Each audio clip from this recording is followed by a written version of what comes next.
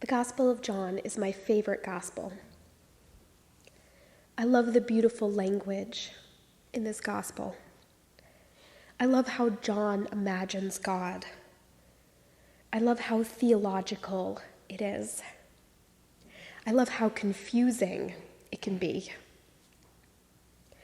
And I think all of the things that I love the most about the Gospel of John are captured in this first part of the Gospel, our reading for today.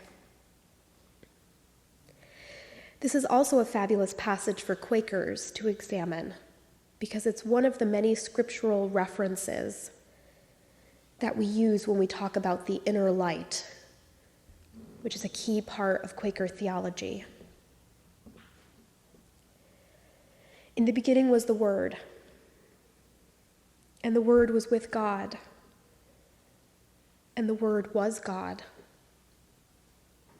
He was in the beginning with God. All things came into being through him, and without him, nothing came into being. What has come into being is life itself, and the life was the light in all people. The light shines in the darkness, and the darkness did not overcome it.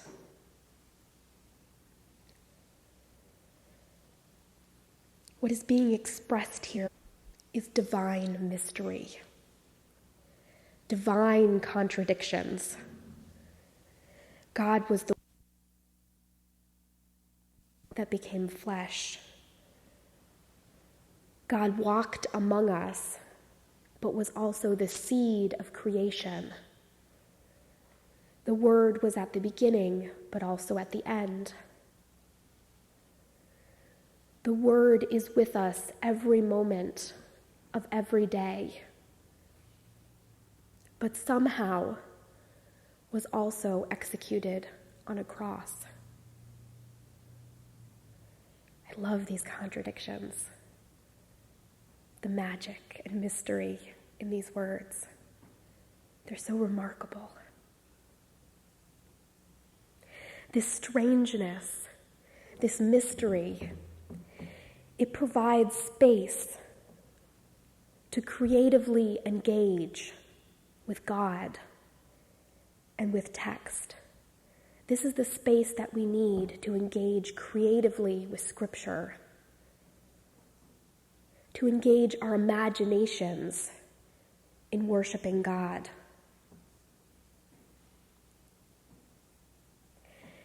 This passage, it blends together the imaginative and the intellectual. Or another way to put that is it blends together the imagination and what we experience as reality. It blurs the line of truth.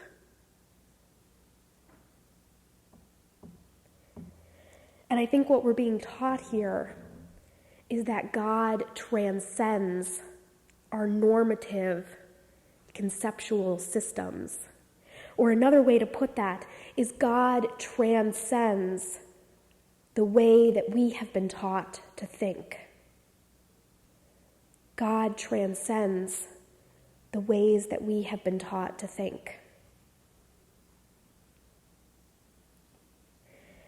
God transcends all of what we have been taught about the world and how things work and how things function.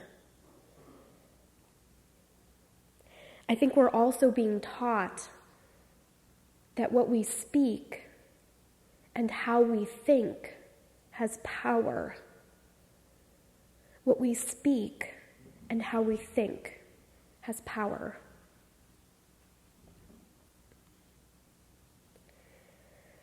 We are being taught that we have a part in this story, a part to play. And the reason that this is true is because this passage teaches us that we are part of the light in the darkness.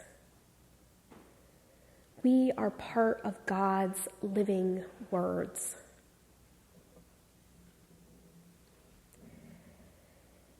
All of us share this light.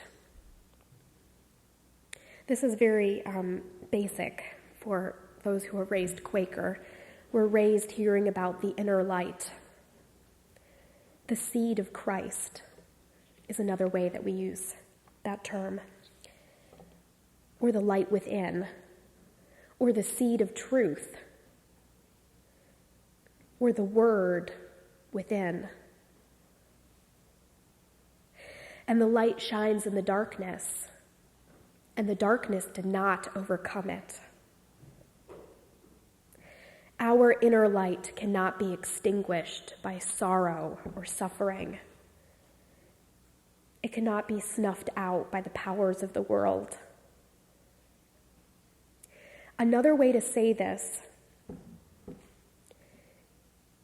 is that the words that we carry within us cannot be unspoken. The words that make up who we are, our souls, cannot be unspoken. Our inner lights will always shine. They cannot be extinguished by the darkness of the world.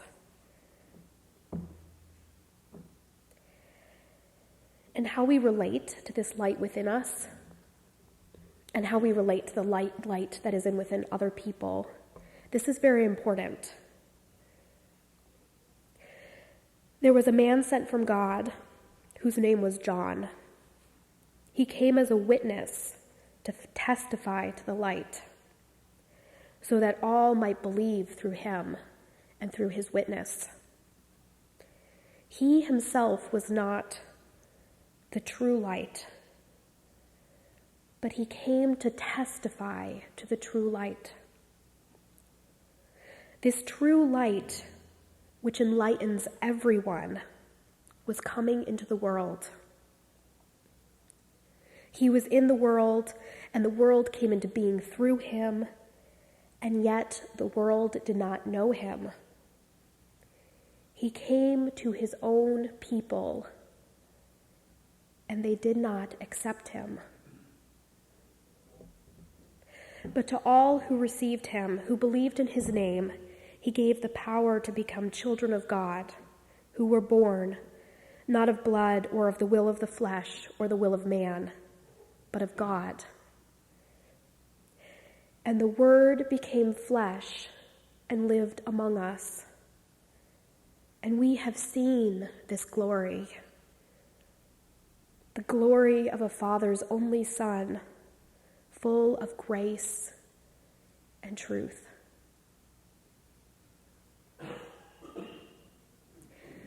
We are being encouraged to be like John, to testify to the light. Now, the distinction that's being made here with John, that John came to testify to the light, not that John was the light, that's a distinction that's still important for us. Because Quakers talk about the light within. And when we explain that to non-Quakers, we say, well, there's that of God in everybody. And sometimes people don't understand. And they say, you mean everybody is a God? But that, of course, is not what we mean.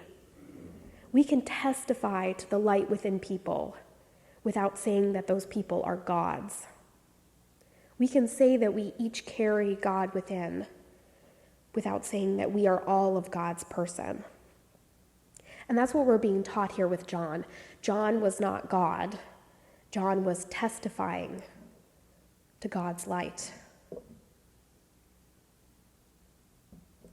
And this is important for us to pay attention to, because it's also calling us to testify to the light that is within each of us, that this is part of our work.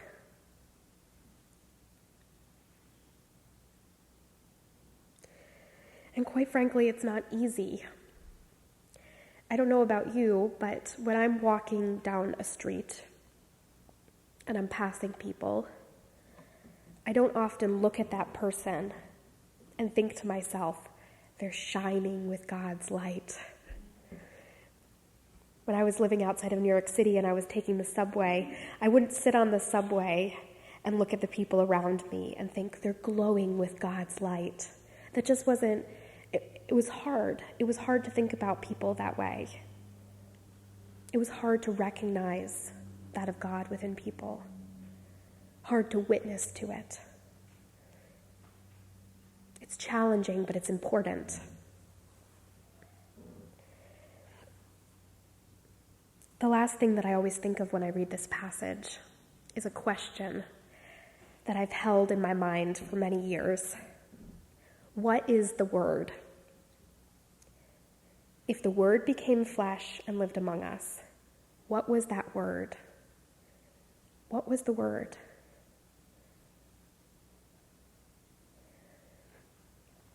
And gradually, over many years, I've came to believe that the Word is many things. The Word is life. It's one of the things that the passage teaches us. The Word is also love. The Word is mercy. The Word is justice.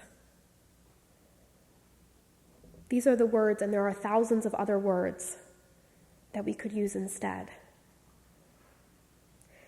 And the reason that this is true is because it is through love and mercy and justice and life that we see God. And practically, we know that this is true. When we see true justice, or when we witness great love, when we see these things, we are glimpsing something mysterious, something profound, something that is deeply true. Think about the most moving moments of your life. Perhaps they were the birth of a child, or the death of a loved one. Perhaps they came in time of sickness. Or perhaps they were just small moments when you were out with your family, or when you looked into the eyes of your spouse. Perhaps they were big moments, like when you heard Martin Luther King Jr. speak, when you participated in a walk, when you did something profound to change our world. These are the moments that shape us, the moments that change us. And these are the moments when we can see God most clearly. It is through this love, through these acts of joy and mercy and justice and compassion, that we can glimpse God.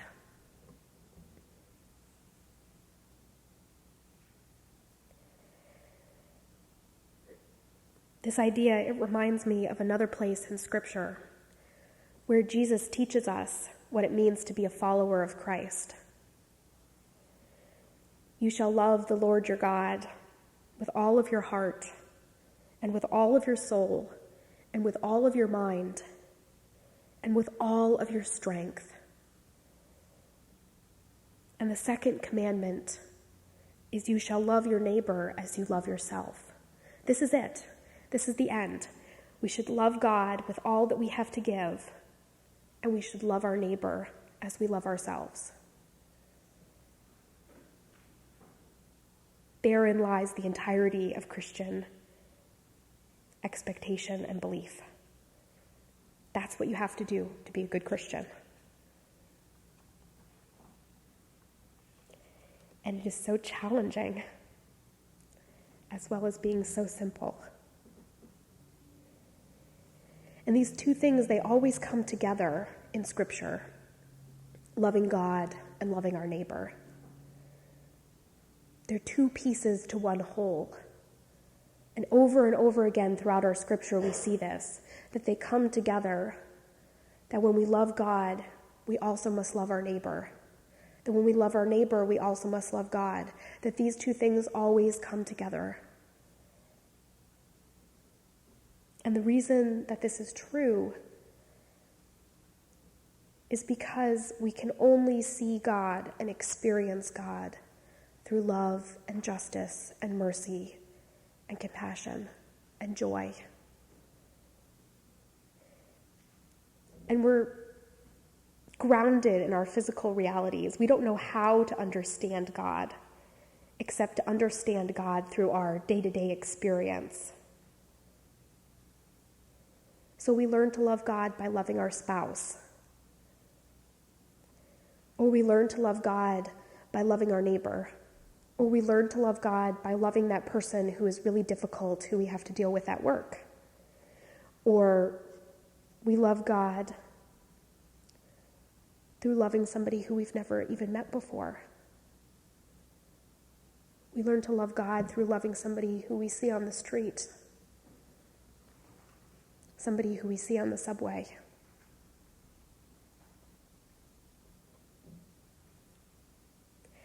This scripture passage, it cuts to the heart of our faith. It engages our imaginations and our hearts and our minds. And if you find this scripture passage a little confusing or a little strange, then you're right, and you're on the right track. It's supposed to be confusing, and it's supposed to be strange. It's part of how we engage our imaginations, how we are creative when we meet God. Because God is so much bigger than things that we can understand. God is so much bigger than things that are easy or clear or simple. God is found in the confusing, in the strange, in the chaotic, in the busy, in the difficult. That's where we encounter God's Spirit. I would invite you to take this passage into our time of silent worship. Pray with me about what it might mean that the Word became flesh and lived among us. What does it mean that we each carry within us an inner light and that the darkness cannot extinguish it? How does this shape our lives? How does it shape how we are people of faith?